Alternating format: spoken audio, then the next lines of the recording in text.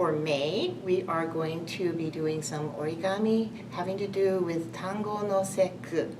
Tango no Sekku is May 5th, and has been for a long time, since the Heian period, a time to celebrate boys. Remember in March we did Hinamatsuri, the Dolls Festival, which was for the girls. Nowadays, actually since I was very, very young, Japan changed Tango no Sekku to be more of a children's day, to celebrate all children. But if you're a little bit more traditional, or if you have all boys in your house like I do, we celebrate Tango no Sekku as Boys' Day. And there are a number of things that people do in Japan, and some of us who are Japanese do celebrate it at home. We will fly the koi nobori. These are, it's like a windsock type of banner, and it's shaped like the koi, the carp, and they'll come in different colors. This is my husband's koi nobori, and it's roughly 5 feet long. And what we do is we fly them as banners. That's why they look like windsocks. And so this is a photograph of our koi nobori from before Hurricane Michael.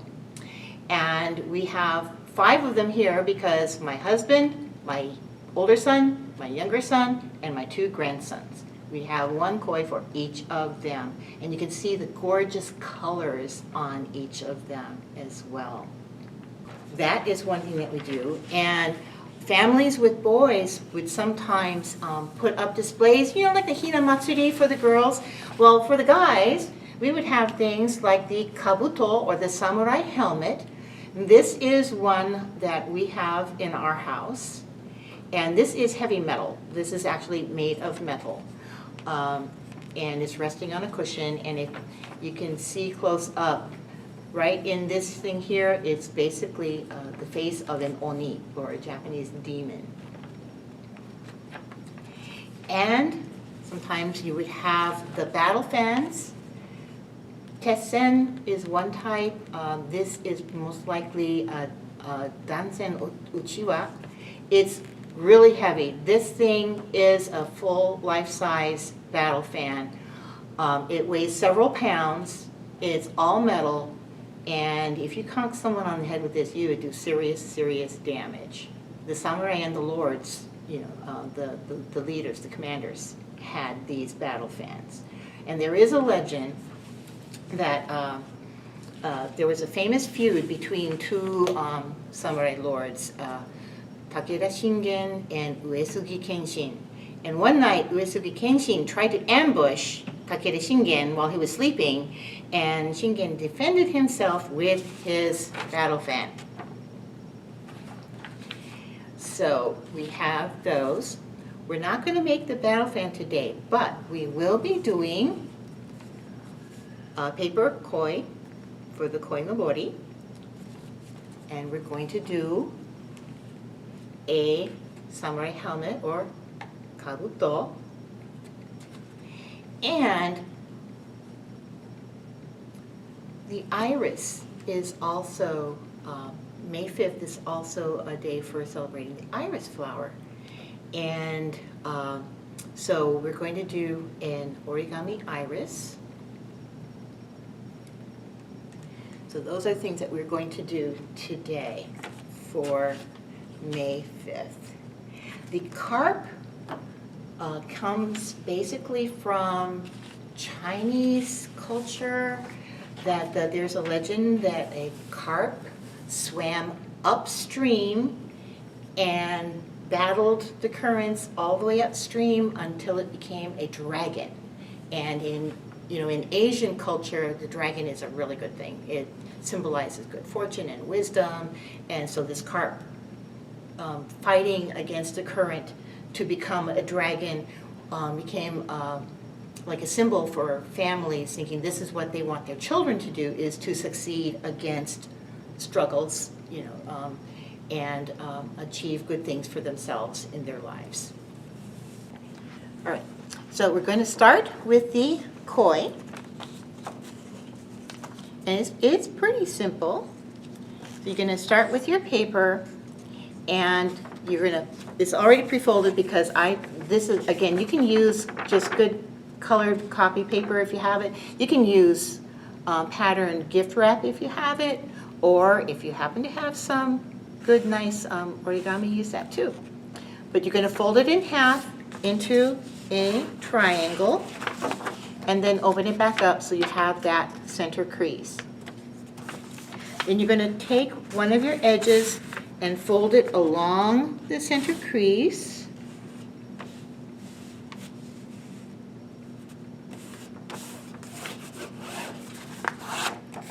Like that. And then you're going to do the same thing on this edge.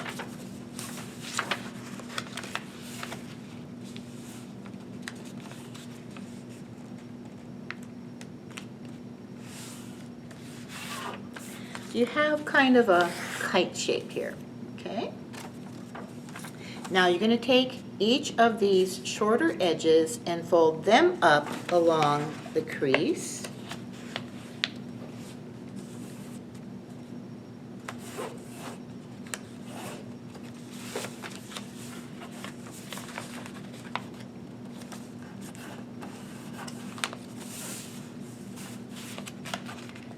Again, always trying to be as neat as possible.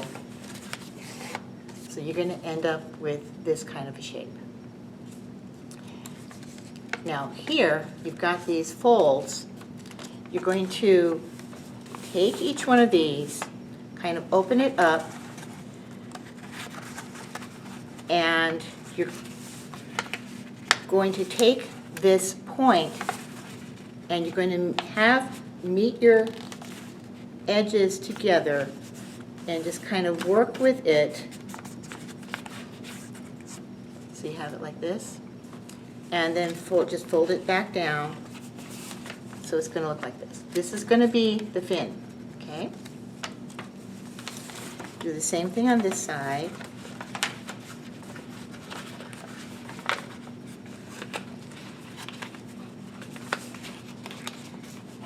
Actually, we're not going to fold them all the way to from there. We're going to kind of fold them, now that you have them like this, you're going to fold them forward about ½ an inch or so from that crease.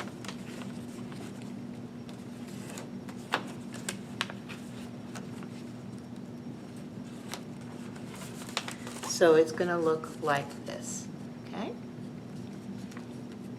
Now, you're going to turn this paper over and you're going to fold it back along that center crease.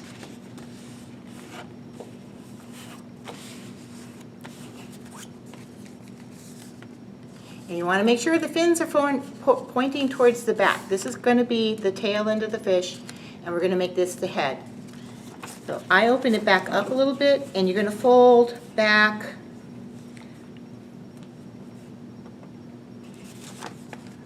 about so much.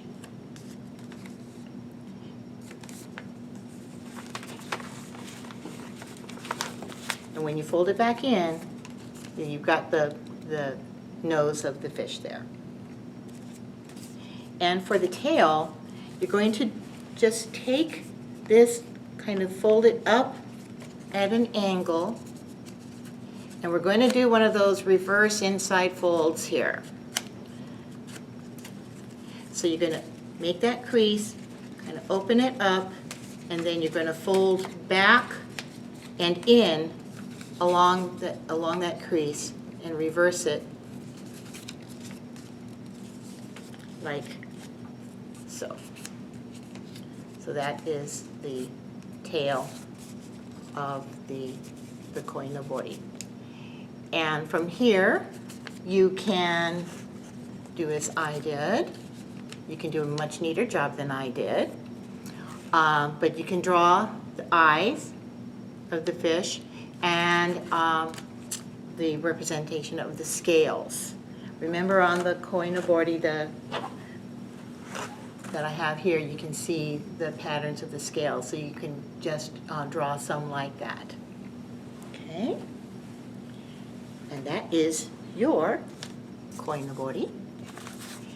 And if you had like a stick, a short chopstick or something like that, or even a straw, you could take some needle and thread, put it through, run a loop through the very mouth of the fish, and then tie it to the top of the chopstick or straw to make your own little actual koinobori. Okay. Now, you notice my kabuto is a little bit more three-dimensional than your traditional one. I'll show you how to do this. You probably have folded a samurai helmet or something similar, maybe out of newspaper to fit your own head. Remember? I don't know how many people did that. I used to do that when I was a kid. But you're going to, again, take a piece of paper.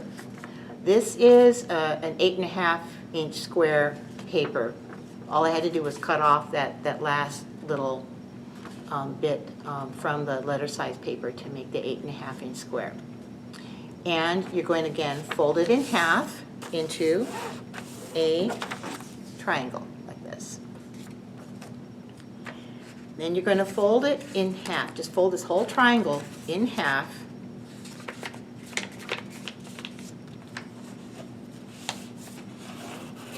And then open it back up. And you're going to fold each point up to the center point so that your bottom edge is going to meet right along that center crease.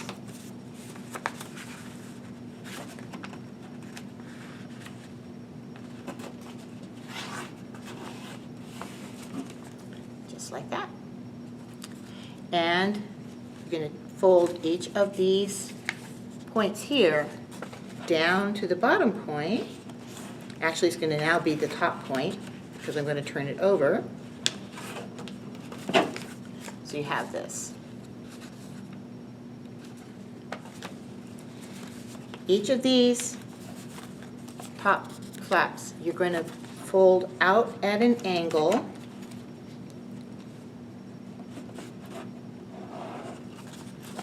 Like so. And just take the top layer of the bottom and you're going to fold it up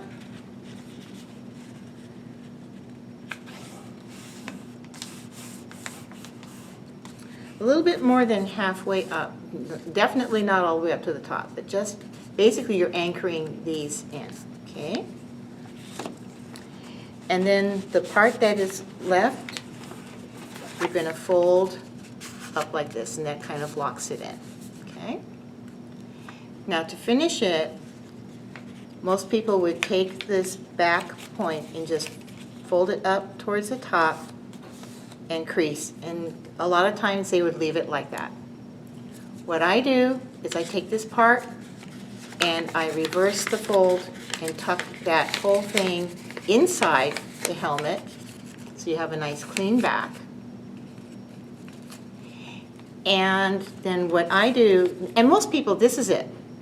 And this is probably what you see in a lot of the books too. Okay. But I like to make mine look a little bit closer to an actual helmet. So what I do is I just kind of reverse tuck each corner. Not too much.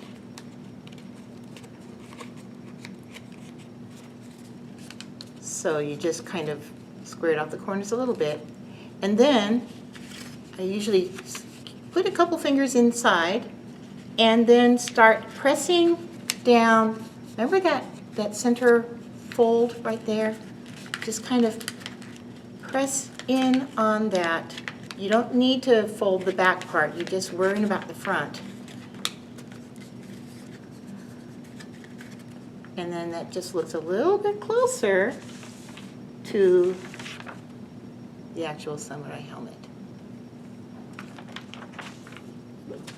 So that's the kabuto. Irises are a little bit harder. But they can be really pretty too. And usually irises tend to have more of that pinkish purplish, kind of color. You can make it out of, again, pattern origami, and it will look quite nice as well. But I am going to work with purple paper. This one is going to be a little bit harder. So we're going to be doing the magic square. So you're folding your paper in half into a triangle and rotating it 180 degrees and folding it again to get your creases. Turn the paper over and fold it in half into a rectangle. Open up, rotate, and fold it again.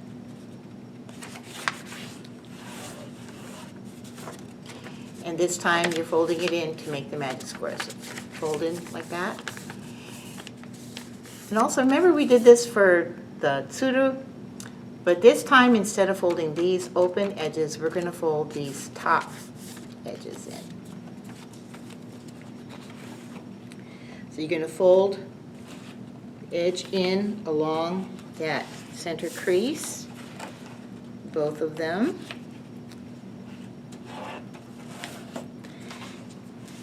Now this paper happens to be kind of thick, so it's a little bit harder to work with. Again, if you can find thinner paper, it's better. So you would have this shape here. You're going to take one of them, lift it up like this, and you're going to open it up .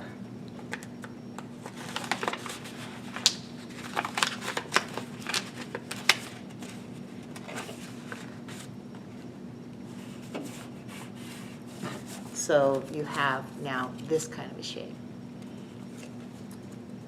And I would always fold that over, and you're going to work on this one. Do the same thing on this side.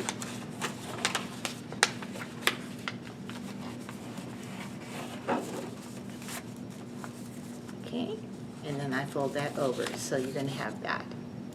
Turn it over, and we're going to do the same thing for these. A lot of repetition.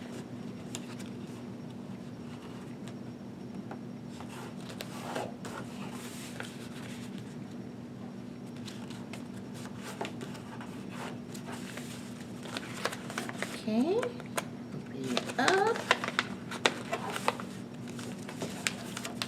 folding it over,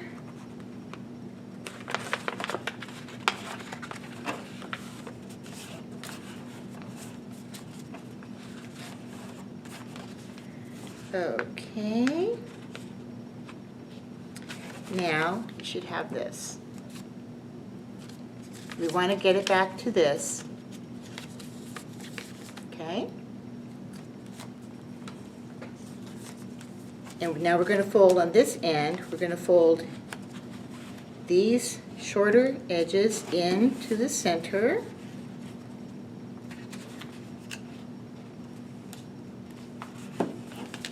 Like that. And we're going to fold this whole paper in half so that this point is going to meet this point.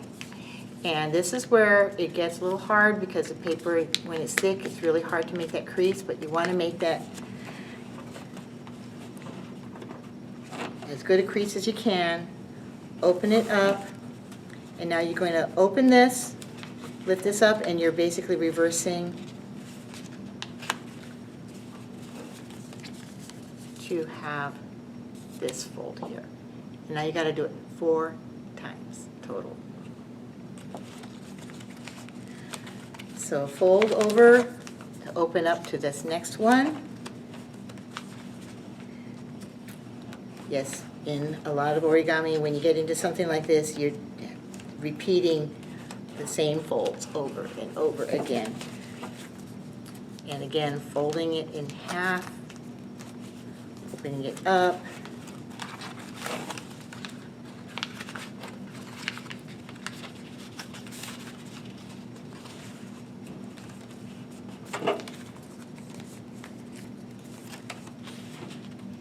this one.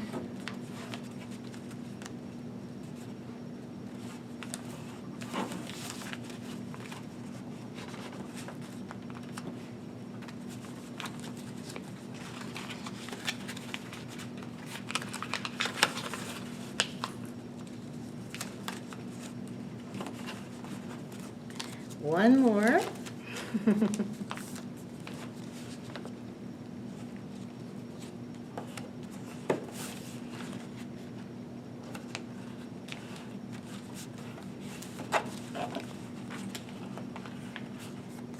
You want to make sure that whatever paper you're using is going to be strong enough to hold up to that constant creasing right there.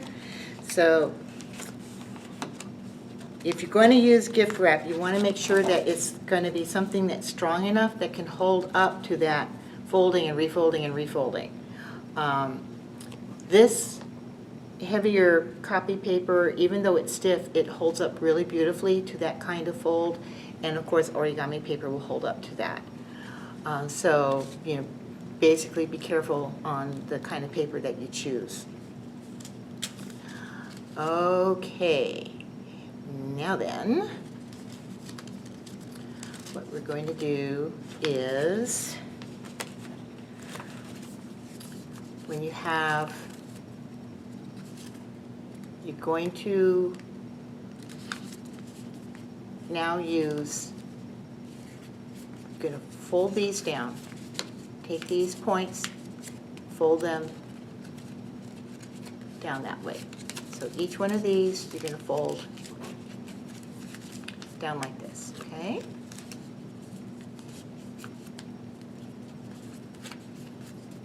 Make sure I got them all. Oh, one more.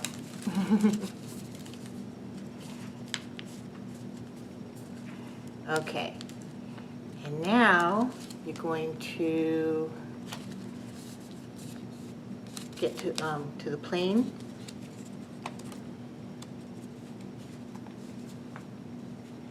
And you're going to fold in again. This is where it's starting to get harder because it's pretty thick. But you're going to fold the bottom edges.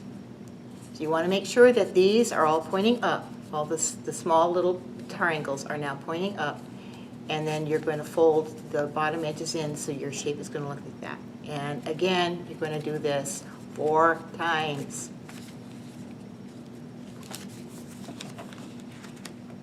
Getting close to the end. It's worth it when you're finished because the flower is so beautiful.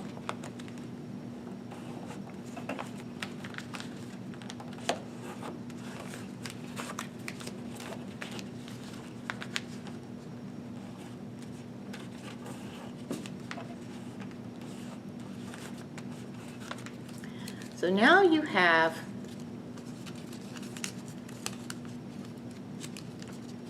something that looks like this.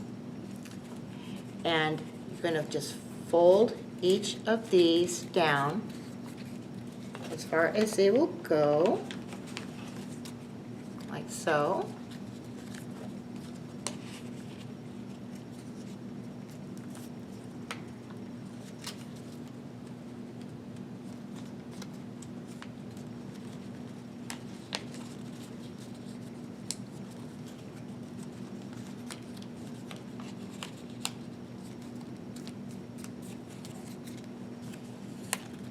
Now you're just going to kind of open it up, lift these out. And again, if you have a pencil or a pen or a rolled up paper, you want to just, to make it look a little bit more like the actual flower, just kind of roll the tip along the pencil just to curve it, just like that.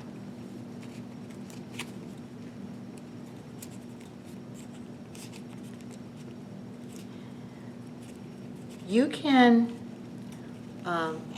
do an online search for origami iris stem in order to fold the stem like this out of paper. Or you can just do the rolled up paper as I did. Either way works to make the stem. But for this one, if you want to put the iris flower on a stem, you're going to have to cut a little teeny tiny part off the bottom tip. And you want to make sure that you're not cutting too far, just the very tip to open it up. This one I cut a little bit too much, so it went pretty far down on the stem. But if you just cut that tip just a little bit, it opens up that bottom, and then it will fit onto the stem. Okay? So that would be your iris. There we go. Happy May, happy Tango no Sekku. Hope you enjoy trying out some of these origami today.